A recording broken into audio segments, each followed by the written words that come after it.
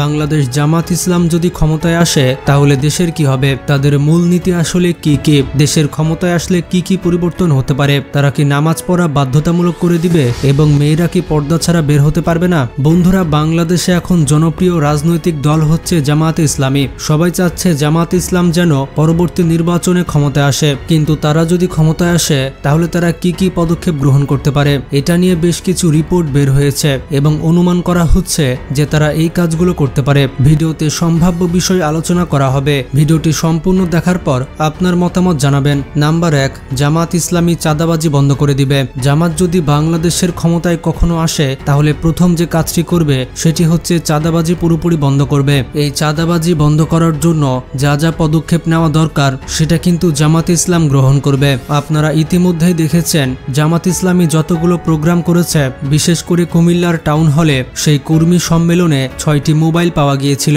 এই 6টি মোবাইল তাদের কর্মীরা নিয়ে এসে স্টেজে জমা দিয়েছে। সেখানে কেউ ছিল রিক্সাওয়ালা কিংবা ভ্যানওয়ালা, আবার কেউ ছিল দিনমজুর। তারা কিন্তু চাইলে সে মোবাইলগুলো মেরে দিতে পারত, এতে করে তারা 10 থেকে 20,000 টাকা আরামে পেয়ে যেত। তারা কিন্তু এমনটা করে নাই। এটা হচ্ছে বাংলাদেশের একজন নাগরিকের হারিয়ে যাওয়া সম্পদ। জামাত ইসলামের কর্মীরা সেগুলো ফেরত দিয়ে দিচ্ছে। আর জামাত ইসলামী যে ধরনের দল, তারা কোনোদিনও চাঁদা তুলবে না, এটা কিন্তু খুবই মোটা দাগে বলা যায়। এইটুকু ভরসা কিন্তু আমরা জামাত ইসলামের উপরে করতে পারি এবং তারা এই বিষয়টি বারবার বলে যে আপনারা আমাদের উপর অন্তত এই ভরসা করতে পারেন যে জামাত ইসলামের কোনো কর্মী কোনোদিন চাঁদাবাজি করবে না। জামাত ইসলামের বিভিন্ন গ্রুপে পোস্ট দেওয়া হয় যে ভাই অন্তত ভিক্ষা করে খাবো কিন্তু কোনোদিন চাঁদাবাজ করব না, এবং তাদের চাঁদাবাজি করার রেকর্ড কিন্তু আপনি খুঁজে পাবেন না। বাংলাদেশের আর কোনো দল এরকম ওপেন ভাবে বলতে পারবে না যে তারা কোনোদিন চাঁদাবাজি করেনি আর ভবিষ্যতেও করবে না। তো এটা নিশ্চিতভাবে বলা যায় জামাত যদি কখনো ক্ষমতায় আসে তাহলে বাংলাদেশে চাঁদাবাজি হবেই না। নাম্বার 2, পাকিস্তান বাংলাদেশের সুসম্পর্ক স্থাপন হবে। জামাতে ইসলামী যদি কখনো বাংলাদেশের ক্ষমতায় আসে তাহলে দ্বিতীয় যে কাজটি হবে সেটি হচ্ছে পাকিস্তানের সাথে অতি সুসম্পর্ক তৈরি হবে। আর পাকিস্তানের সাথে যদি বাংলাদেশ ভালো সম্পর্ক করতে পারে তাহলে সামরিক দিক থেকে বাংলাদেশ অনেক দূর এগিয়ে যাবে। বন্ধুরা, আমাদের বাংলাদেশের যে সামরিক বাহিনী রয়েছে, আপনি সেনাবাহিনী, নৌবাহিনী কিংবা বিমান বাহিনীর কথা বলেন, আমাদের কিন্তু তেমন আধুনিক কোনো অস্ত্র নেই, বিশ্বমানের কোনো বিমান ঘাঁটিও কিন্তু আমাদের নেই। আর এর সব থেকে বড় প্রতিবন্ধকতা ছিল ভারত, কারণ ভারত কখনোই চায়নি যে বাংলাদেশ সামরিক দিক থেকে এগিয়ে যাক, আর ভারত এটি চাইবেও না। কিন্তু এটা চাইবে পাকিস্তান। পাকিস্তান সবসময় চাইবে বাংলাদেশকে শক্তিশালী করতে। বাংলাদেশ এবং পাকিস্তান কিন্তু একসময় এক ছিল, হয়তো তারা ভবিষ্যতে এক হবে না, কিন্তু তারপরও একটা ভাই ভাই সম্পর্ক থেকেই যায় যে বড় ভাই সংসার থেকে আলাদা হয়ে গেছে তো কি হয়েছে, ভাই তো এখনো ভাই আছে। তো ভারতকে চাপে রাখার জন্য সবসময় পাকিস্তান চাইবে বাংলাদেশকে সামরিকভাবে উন্নতি করতে, কারণ পাকিস্তান এবং বাংলাদেশ সামরিক দিক থেকে উন্নতি হলে মাঝখানে ভারত চিপায় পড়ে যাবে, তখন আর ভারত কিন্তু দাদাগিরি দেখাতে পারবে না। যদিও এখন আর পারছে না, তাই নিঃশ্বাস বন্ধ করে পটি চেপে আছে। তো জামাতে ইসলামী যদি ক্ষমতায় আসে তাহলে এই কাজটি আগে করবে, কারণ আপনারা জানেন জামাতে ইসলাম কিন্তু পাকিস্তানে প্রতিষ্ঠিত হয়েছিল। জামাতের অরিজিন কান্ট্রি হচ্ছে পাকিস্তান। তো জামাতে ইসলাম যদি কখনো ক্ষমতায় আসে তাহলে পাকিস্তানের সাথে সব থেকে ভালো সম্পর্ক হবে এবং বাংলাদেশ সামরিক দিক থেকে অনেক বেশি উন্নত হয়ে যাবে। বাংলাদেশের সামরিক শক্তিকে ঢেলে সাজানো হবে।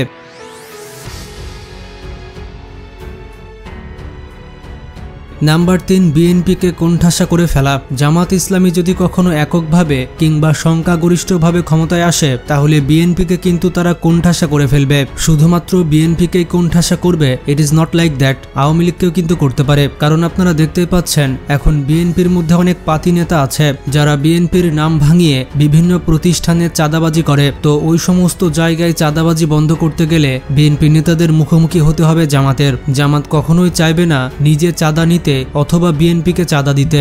এখন এগুলো কৌশলের কাজ করতে হবে, যেন গভর্নমেন্টেরও মানে আমাদের যেন বদনাম না হয়, এবং যারা একটু সন্দেহবাদী করে এদের লগে মানে পুলিশ সাথে এগুলো বেশি ছিল, আবার আমাদের দলীয় লোকজনও ছিল। হ্যাঁ, আপনারা হয়তো জানেন না জামাতে ইসলামী বিভিন্ন প্রতিষ্ঠানে যাচ্ছে এবং মালিকদের কাছে ভোট চাচ্ছে। জামাত ইসলামী বলছে আপনার মূল্যবান ভোট দিয়ে দেশের ক্ষমতায় আসার জন্য আমাদেরকে আপনারা সহযোগিতা করুন। আপনার মূল্যবান ভোট দিয়ে যদি আমাদেরকে দেশের ক্ষমতায় বসান তাহলে আমরা কথা দিচ্ছি যে আপনার প্রতিষ্ঠান থেকে 1 টাকাও কেউ চাঁদা নিতে পারবে না, আর আপনাদের প্রতিষ্ঠানের নিরাপত্তা দেওয়ার দায়িত্ব হচ্ছে জামাতে ইসলামীর। তারা কিন্তু এভাবে বিভিন্ন ব্যবসা প্রতিষ্ঠানে গিয়ে ভোট চাইছে। তো এই সকল জায়গা জায়গায় কিন্তু বিএনপির সাথে বাঁধবে জামাতে ইসলামীর। নাম্বার 4, অর্থ পাচার ও দুর্নীতি বন্ধ করবে। এই বিষয়ে তারা কিন্তু ওপেনলি বারবার ঘোষণা দেয় যে দেশ থেকে অর্থ পাচার এবং দুর্নীতি হবে না। এই কাজটি কিন্তু অন্তত জামাতে ইসলামের কর্মী করবে না। কারণ হচ্ছে যেই ব্যক্তি ইসলাম ধর্মের সত্যিকারের অনুসারী, যাদের মধ্যে নবীজির আদর্শ রয়েছে, যাদের ইসলামী লেবাস হয়, মুখে দাড়ি হয়, মাথায় টুপি থাকে, তাদের ক্ষেত্রে অন্তত আমরা নিশ্চিত হতে পারি যে তারা দুর্নীতি এবং অর্থ পাচার করবে না। তবে একেবারেই যে করবে না এমনটা নয়, কিছুটা হতে পারে।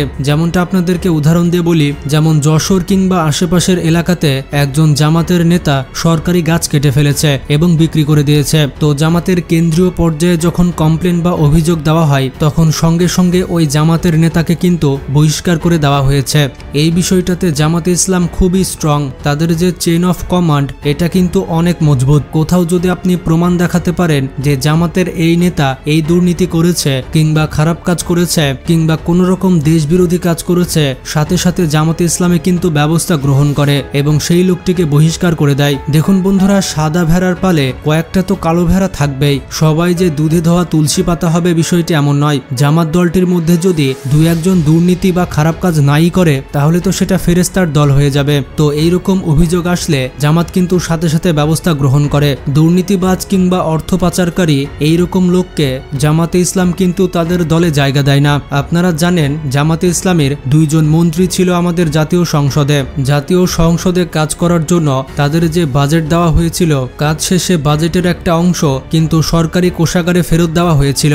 এটা জামাতে ইসলামের নেতা ছাড়া আর কেউ করতেই পারবে না। আজ পর্যন্ত কি দেখেছেন কোন মন্ত্রীকে বাজেট দেওয়া হয়েছে আর কাজ শেষে যদি টাকা বেঁচে যায় তাহলে সেটা সরকারকে ফেরত দিয়েছে? কিন্তু জামাতের 2 মন্ত্রী এমনটা করেছিল। তারা বলেছিল, মাননীয় স্পিকার, আমাদের এই কাজটি করতে এত টাকা খরচ হয়েছিল আর এত টাকা বেঁচে গিয়েছে, এটা আপনারা সরকারি কোষাগারে ফেরত নেন। তারা ছিলেন 1971 সালে জামাতের কর্মকাণ্ডের দায় দায়িত্বের প্রসঙ্গে তাদের দোষ, কিন্তু তারা মন্ত্রী হিসাবে কোন ন্যায় নীতি ভঙ্গ করেছেন কিনা? অর্থাৎ তারা তো বিরাট মন্ত্রিসভার সদস্য ছিলেন, কিন্তু সেই মন্ত্রিসভায় থেকেও তারা সৎ থাকতে পেরেছিলেন।